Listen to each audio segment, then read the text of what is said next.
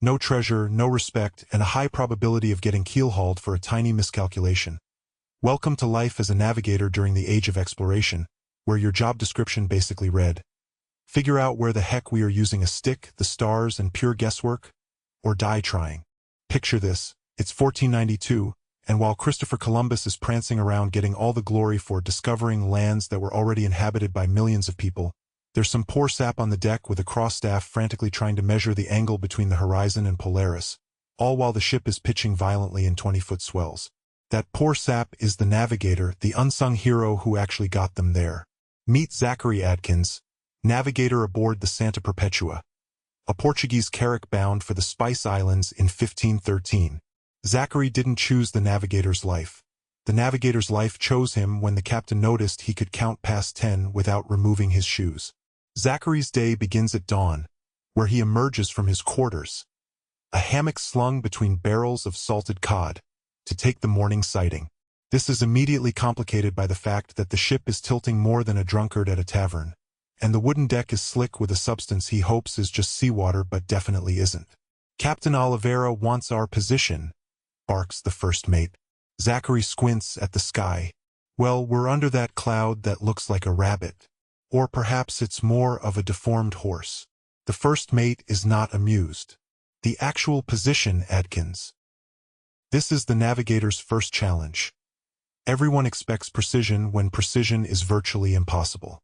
The best navigational tools of the era could, at best, determine latitude within about 15 nautical miles on a clear day, assuming the navigator had steady hands, perfect eyesight, and wasn't suffering from scurvy, which he probably was. Speaking of tools, let's talk about the astrolabe, a beautiful brass instrument designed by sadists to maximize frustration at sea.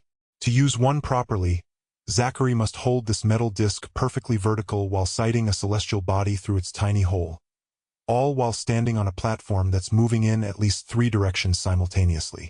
It's like trying to thread a needle while riding a mule down a rocky mountain. Backward. During an earthquake. "I believe we're at approximately 38 degrees north," Zachary announces after his morning measurement. "Approximately?" the captain growls. "Yes, give or take 2 degrees. 2 degrees? That's over 100 miles. Well, I'd be more precise, but someone used my backup astrolabe as a plate last night." That's the navigator's second challenge. No one respects your equipment. The typical navigator's tools included astrolabes, quadrants, cross-staffs, and various charts that cost a small fortune and were treated by the crew as if they were commonplace items rather than precision instruments that determined whether everyone lived or died. But perhaps the most infuriating part of Zachary's day is attempting to use a cross-staff, which requires him to hold one end directly under his eye while aligning the crosspiece with both the horizon and the sun.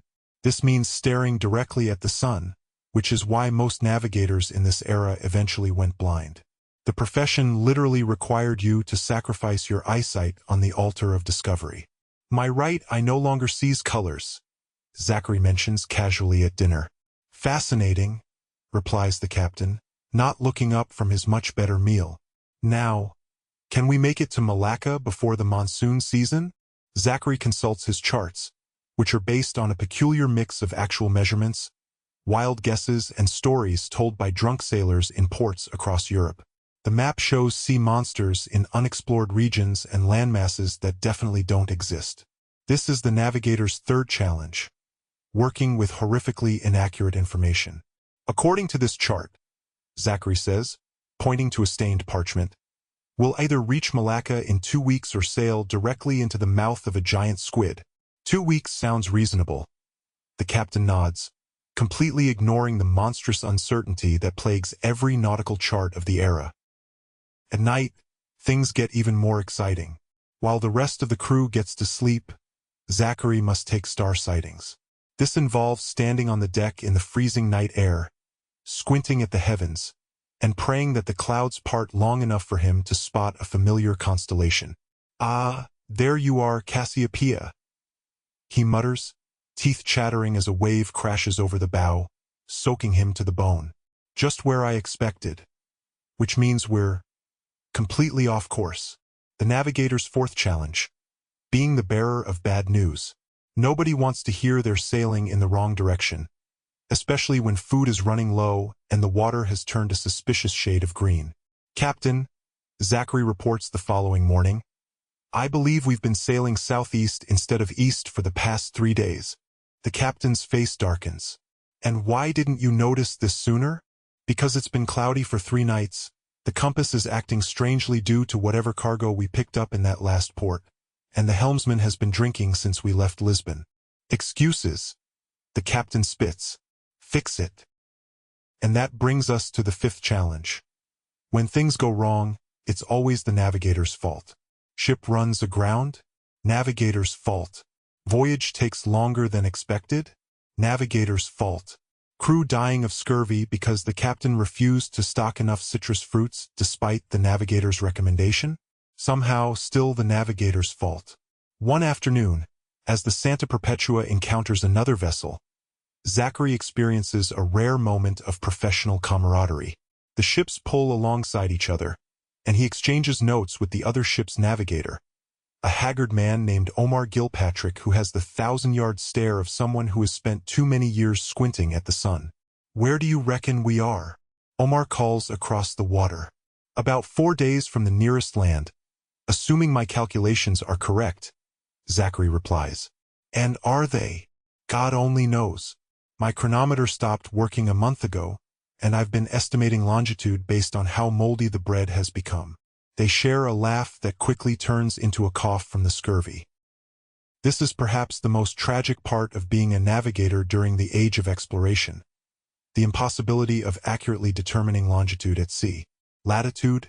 Relatively simple with a sextant and the noon sun. But longitude remained an unsolvable problem until the invention of the marine chronometer in the 18th century. Before that, navigators used a method called dead reckoning, which was essentially educated guesswork based on speed, time, and direction sailed, all of which were measured with hilariously inaccurate tools.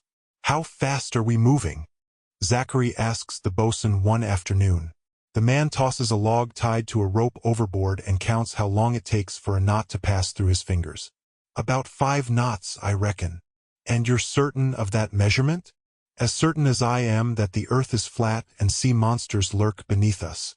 Zachary makes a note in his log, adding yet another layer of uncertainty to his calculations. By the end of a long voyage, his estimate of the ship's position could be off by hundreds of miles. The amazing thing isn't that ships got lost during this era, it's that they ever found anything at all. As if professional challenges weren't enough, navigators like Zachary also had to contend with superstitious crews. When storms hit or voyages stretched beyond expected timeframes, sailors looked for someone to blame, and the mysterious man who communed with the stars made a perfect target. "The men are saying you've cursed our journey," the first mate informs him during a particularly difficult stretch when they haven't seen land for 2 months. "Me?" Zachary sputters. "How could I possibly? They saw you making strange marks in your book and muttering numbers under your breath. Those were calculations. I was trying to figure out our position. Sounds like witchcraft to me." The first mate shrugs. "You might want to be less mathematical." For a while. After 8 months at sea, when the Santa Perpetua finally limps into a port that Zachary identifies as probably Malacca, but possibly Sumatra, the captain claps him on the back. "Well done, navigator. We've arrived precisely where we intended." "This is Goa," says a bemused dock worker. "Malacca is 1,500 miles east of here." The captain's smile vanishes. "Adkins, explain yourself." And that's the final, cruel irony of being a navigator in the age of exploration.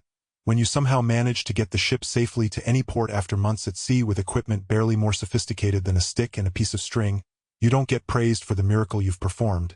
You get blamed for it not being the exact right port. Years later, a retired and half-blind Zachary Adkins sits in a tavern in Lisbon, listening to tales of the great explorers and their magnificent discoveries. "To Magellan," someone toasts. "To Columbus. To Drake."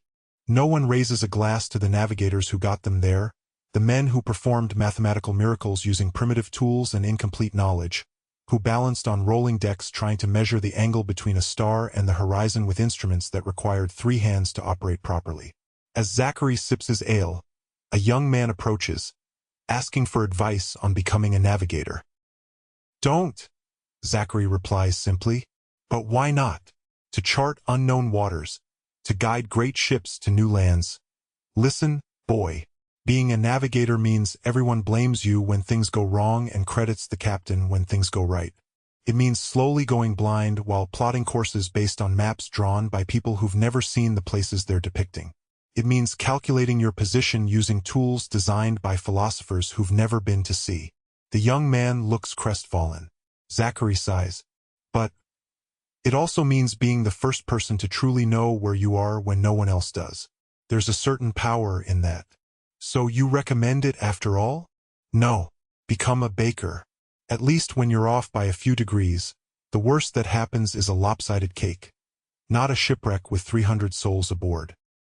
The young man laughs nervously and backs away. Zachary returns to his ale, contemplating the cruel joke of history. That men like him spent their lives enabling the age of exploration, developing techniques that would eventually map the entire globe, all while receiving none of the glory and most of the blame. In the end, the only direction a navigator could accurately predict was his own career trajectory. Straight down, much like a sinking ship whose position he had miscalculated by just a few critical degrees.